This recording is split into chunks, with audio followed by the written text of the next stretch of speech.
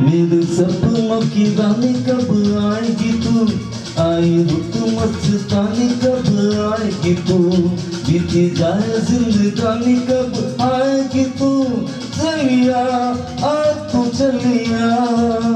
मेरे सपनों की रानी कब आएगी तू, आई रुत मस्तानी कब आएगी तू, बीती जाए जिंदगानी कब आएगी तू, चलिया आ तू चलिया। नमस्कार, बंजारा बीट्स में आपका स्वागत है। मैं हूं ज्योति प्रकाश खरी। आज हम आपको मिला रहे हैं झांसी के एक नामचीन senior citizen, social worker, bank कर्मचारी, जिन्होंने बैंक में लगभग 37-38 साल अपनी ज़िंदगी के दिए हैं। चलिए मिलते हैं। राम कुमार गुप्ता, उनको लोहिया नाम से भी जाना जाता है। नमस्कार राम कुमार जी।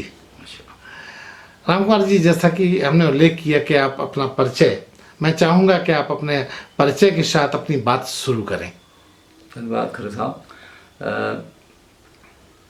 श्री धवलचंद्र लोहिया समथल के मूल निवासी के सुपुत्र श्री रामदास लोहिया के सुपुत्र श्री राजाराम लोहिया जी का मैं बड़ा बेटा राम कुमार लोहिया, मेरी धर्मपत्नी श्रीमती रेखा लोहिया जी, मेरे भाई श्री कृष्ण गोपाल लोहिया जी और मेरी एक बहन श्रीमती उषा गुप्ता जी ग्वालियर में ब्याही हुई हैं। हम लोग झांसी के मूल निवासी हैं। मेरे 3 बच्चे हैं। पहली मेरी बड़ी बेटी है जो मेडिकल ऑफिसर है आयुर्वेद में। क्या नाम है उनका? वो मेडिकल ऑफिसर है आयुर्वेद में, पूरा किला ललितपुर में पोस्टेड है एज ए मेडिकल ऑफिसर। और उसके बाद मेरा सेकंड नंबर पे मेरा सन है जो इस समय वर्तमान में जर्मनी में फॉक्सवैगन कंपनी में काम कर रहा है। जर्मनी में ही वो निवास करते हैं। मेरी बहू है तन्वी गुप्ता जी, वो जो है सीमेंस में काम करती हैं और वहीं जर्मनी निवास करती हैं। और शीघ्र ही आज के ही दिन मुझे दादाजी बनने का सौभाग्य प्राप्त हुआ है। रौनक के सुपुत्री हुई है। बधाइयाँ गुप्ता जी। बहुत खुशी महसूस करता हूँ। मेरे बेटी जो है आयुर्वेदिक डॉक्टर है और एक छोटी बेटी और है जिसका नाम है साक्षी गुप्ता, वही झांसी में श्री राजीव मदान जी के सुपुत्र श्री माधव मदान जी से भाई हुई है और दोनों सॉफ्टवेयर इंजीनियर हैं। झांसी में सिविल लाइन्स में निवास करते हैं। ये मेरा एक संक्षिप्त परिचय है। मैं रहने वाला मोहल्ला पन्नालाल गोलाकुआ के पास डॉक्टर सिंधी के सामने मेरा मूल मतलब मेरे पिता का घर है जहाँ का मैं मूल निवासी हूँ। वर्तमान में मैं मिशन कंपाउंड में जल संस्थान के निकट मेरी कॉलोनी है गोही इनक्लेव्स, इसमें 7 गहोई परिवार रहते हैं, उनके बीच में मैं भी रहता हूँ। गुप्ता जी, एक महत्वपूर्ण सवाल, आपका अब टोटल शिक्षा कहाँ तक हुई? मेरी शिक्षा जो है मैंने ग्रेजुएशन किया है और मेरी शुरुआत की जो शिक्षा है वो सार्वजनिक पाठशाला गोलाकुआ से स्टार्ट हुई है। गुप्ता जी, अगर आपसे पूछा जाए कि आपकी टोटल एजुकेशन कितनी रही तो क्या कहना चाहेंगे? मैंने ग्रेजुएशन किया है कॉमर्स साइड और मेरा खास शिक्षा कॉमर्स में इसलिए किया है कि मैं बैंक में काम करना चाहता था, तो इसलिए मैंने कॉमर्स साइड में ग्रेजुएशन। तो बैंकिंग सेक्टर में कब आए आप? मैं बैंकिंग सेक्टर में 1984 16 जनवरी को मैंने भारतीय स्टेट बैंक मार्चुक शाखा को ज्वाइन किया था और निरंतर मेरी 37-38 वर्ष की सेवा रही है। कब रिटायर हुए आप? और मैं 2020 में जून में फोर्थ शाखा शहर झांसी में ही स्थित है, वहाँ से मैं रिटायर हुआ। गुप्ता जी, ये तो हुआ आपका जीविकोपार्जन वाला पक्ष। अब रिटायरमेंट के बाद आपने जो, या रिटायरमेंट के पहले से भी आपका एक ट्रैक रिकॉर्ड सोशल वर्क के रूप में जाना जाता है, उसके बारे में भी हमारे दर्शकों को पायदान के साथ एक के बाद एक वाला उसका उल्लेख कीजिएगा। समाज सेवा के क्षेत्र में मेरी दादी श्रीमती बाई जिन्हें मैं बाई के नाम से पुकारता था, उनका बड़ा स्नेह मुझे रहा है। वो बहुत ही ज्ञानी थी, सोशल थी और उनका मैं देखता था कि वो लोगों की मदद करती थी। थोड़ा सा चिकित्सा के बारे में, चूँकि उनके फादर भी चिकित्सक के रूप में रहे हैं, आयुर्वेद चिकित्सक, तो उन्हें काफ़ी ज्ञान था, तो मोहल्ले में सभी लोगों की मदद करती थी। उससे सेवा का भाव जागा। मेरे पिता श्री राजाराम लोहिया जी मुझे हमेशा मोटिवेट करते रहे दूसरों की हेल्प करने के लिए और उन्हें ये अच्छा लगता है कि दूसरों के चेहरे पे मुस्कुराहट हो, ऐसा काम करो तो आपको खुशी होगी, उसको भी हेल्प होगी। इसी भावना को मेरे मन में बसी तो सोशल वर्क में मेरा रुझान हुआ और मैं 1900 लगभग बैंकिंग स्टार्ट होने के आसपास से मैंने अपनी जहाँ बैंकिंग का करियर शुरू, वहीं हमारी समाज सेवा भी स्टार्ट हो गई। तो सर्वप्रथम मैंने 1990 में जब मैं मानसिक शाखा में पोस्टेड था, एक संस्था बनाई जिसका नाम था गहोई क्षेत्र में, जो स्वजाति बंधु की संस्था थी, जिसमें हमने झांसी समाज के समस्त युवा, बच्चे, महिलाएं, बुजुर्ग सबके को ध्यान में केंद्र रख के कुछ कार्यक्रमों के माध्यम से पूरे समाज को एक साथ जोड़ा। और सौभाग्य है कि ये कार्यक्रम में सभी लोगों ने बढ़ चढ़ कर हिस्सा लिया, जो मुझे प्रेरणा का स्रोत बना, और मैं इस दिशा में फिर आगे बढ़ता ही चला गया। उसके बाद क्या क्या आपने? उसके बाद 84 के बाद उस समय हमने फिर उसके बाद नवयुवक मंडल का गठन किया, गहोई समाज का नवयुवक मंडल का गठन किया। उस गठन में मैंने 5 वर्ष तक एक कार्यक्रम है जिसका नाम गहोई उत्सव को मैंने निरंतर पूरी झांसी में चलाया, जिसमें पूरे झांसी शहर के सारे लोगों ने भाग लिया। साथ में 1994 में मैं गहोई वैश्य महासभा की विंग नवयुवक मंडल में महामंत्री के रूप में चुना गया, और मैंने पूरे देश भर में राष्ट्रीय अध्यक्ष महासभा के साथ में विभिन्न दौरे किए। और मैंने जो राह पकड़ी थी कि मैं सोशली लोगों को थोड़ा जागृत करूंगा और उनकी क्रिएटिविटी को, उनकी एक्टिविटीज़ को, उनकी एजुकेशन को आगे बढ़ाने के लिए उनको प्रेरित करूंगा, उन्हें विभिन्न प्लेटफॉर्म प्रदान करूंगा। तो गहोई उत्सव की श्रृंखला को मैंने निरंतर 91 से 95 ग्रुप में लगातार चलाई। उसके बाद 95 तक चलाई। तदुपरांत फिर मैंने गहोई वैश्य पंचायत का चुनाव विवाद झांसी समाज की संस्था है, उसमें मैं गहोई वैश्य पंचायत के पंच के रूप में मुझे झांसी समाज के लोगों ने वोट देकर चुना। और मेरी इसी क्रम में मेरी यात्रा आगे बढ़ती गई। पुनः मैंने जब सामाजिक सेवा के क्षेत्र में काम करने के साथ साथ फिर सार्वजनिक समाज के जीवन के क्षेत्र में काम करने के लिए मैं प्रेरित हुआ, और मैंने सन 2000 में भारत विकास परिषद मुख्य शाखा श्री कुंज बिहारी जी और श्री MS गुप्ता जी के नेतृत्व में ज्वाइन किया। साथ ही रानी लक्ष्मीबाई JCs को भी मैंने ज्वाइन किया। चूँकि मैं समाज में विभिन्न बेहतरीन कार्यक्रमों को आयोजित करता रहा। पूर्व में 1996 में मैंने एक समिति बनाई थी, मनोज नौकरिया रानीपुर वाले, जो इस समय वर्तमान में कांग्रेस आई के जिला अध्यक्ष हैं, उनके साथ मिलकर मैंने एक परिचय युवा की युक्ति परिचय सम्मेलन बनाई, जिसका मूल उद्देश्य था कि गाँव में या उन जगह पर जहाँ बच्चों की शादियों के लिए कोई उन्हें अप्रोच भी नहीं करता, उनके संपर्क नहीं हो पाते हैं, तो मेरा मानना था कि सेटलमेंट सबसे ज़रूरी चीज़ है, शादियाँ तो हो ही जाती है। तो मैं उनके पास पहुँचा, उनको सार्वजनिक मंच पर लाया, उनके माध्यम से लड़के लड़कियों को हमने एक दूसरे परिचय कराए, और मुझे खुशी मिली कि झांसी में ये व्यायामशाला मैंने ये कार्यक्रम किया, बहुत ही सफल रहा और लोगों ने इसे सराहा। मैंने एक पत्रिका भी निकाली जिसका नाम था शुभ लग्न का, जिसमें सारे बायोडाटा मैंने प्रकाशित किए और उसी माध्यम से काफ़ी संबंध हुए। ये मुझे खुशी है कि मैंने ये बहुत अच्छा एक कार्य में समाज के लिए जो लोगों की मूल समस्या है वर्तमान में, उसके लिए मैंने थोड़ा काम किया। तदुपरांत 2000 में JCs और भारत विकास परिषद ज्वाइन की। फिर उनके राष्ट्रीय प्रकल्प भारत जानों के खासतौर पर राष्ट्रीय प्रकल्प की शुरुआत जब झांसी में हुई, जिसका नाम था भारत को जानो, और भारत जानो का प्रथम कार्यक्रम को मैंने अपने साथियों के साथ मिलकर बहुत लंबी श्रृंखला चलाई और झांसी के विभिन्न स्कूलों में प्रतियोगिता को कराया।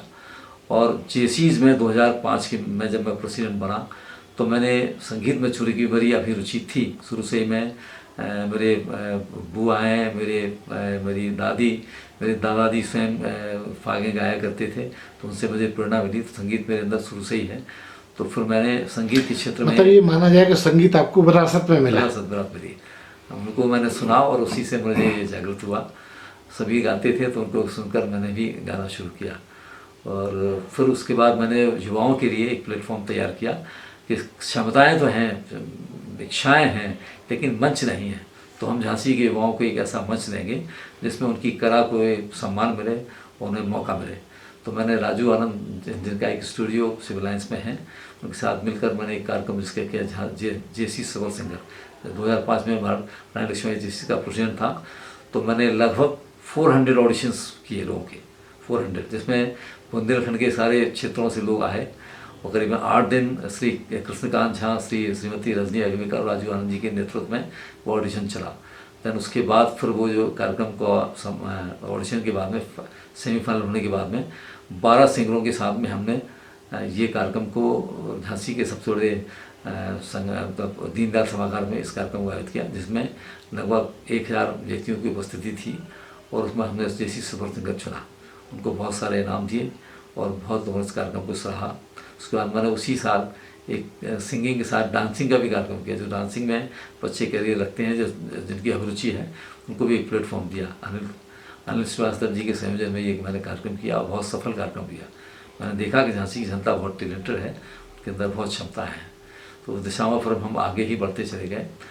तत्परांत मैंने गहोई समाज की पुनः एक संस्था का गठन किया, जिसमें मेरी अहम भूमिका रही है। उसका नाम था गहोई मित्र। 2007 में, 2007 से लेकर 2012 तक उस संस्था में मैंने काफ़ी अपने साथियों के साथ मिलकर, जिसमें खासतौर राजू प्रसाद जी, लखन लाल गुप्ता जी, जो मूर्धन्य व्यक्ति हैं और काफ़ी सक्षम हैं, 100 लोगों के समूह ने मिलकर उस संस्था को चलाया। तत्परांत फिर मैंने पुनः एक सामाजिक संस्था जिसका नाम है गहोई गौरव, जो वर्तमान में 2012 से स्टार्ट होकर आज 2024 तक निरंतर कार्य कर रही है। लगभग उसमें 100 के करीब मेंबर हैं, जिसमें मैं संरक्षक के रूप में वहाँ काम कर रहा हूँ। बड़ी खुशी मिलती है, संगठन निरंतर बहुत अच्छे काम कर रहा।